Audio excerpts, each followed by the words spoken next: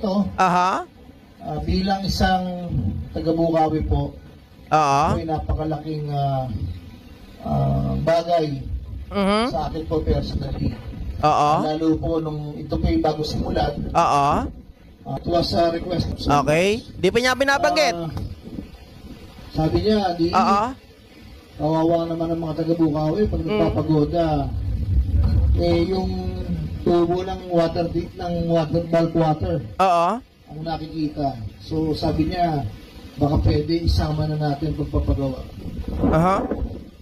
Sabi ko, ma'am, ang problema, yung additional funds. Mhm. Lagi po sinasabi ni Mayor Johnny, bahala na, di ko dyan.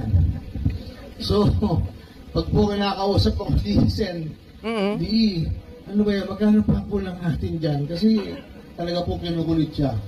Anyway, eto na po tayo ngayon.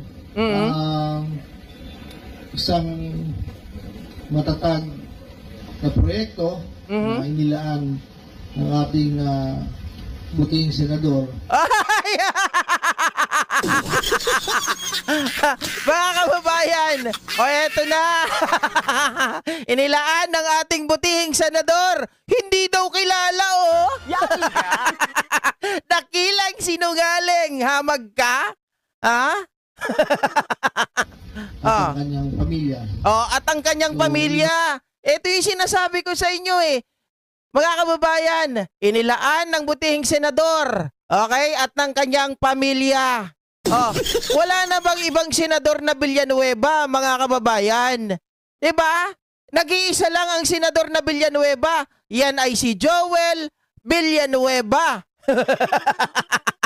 Ano po ang masasabi ko, natutuwa po ako sa lahat ng mga taga-Bukawi. Oo. Na ngayon po, bagamat may mga abala, Oo. humingi po ako ng paunawa. Naku Dahil po. Medyo natagalan tayo din sa pag-relocate ng mga utilities.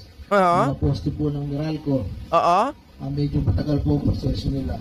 Oo. Anyway po, salamat din ako sa contractor Top Notch and Jobcon. Oo. Actually, talaga pong hinabol po natin ito bago mag-Christmas. At yun din po ang request ng ating senador para po madaanan at maibsan yung pagtitiis po ng ating mga kababayan.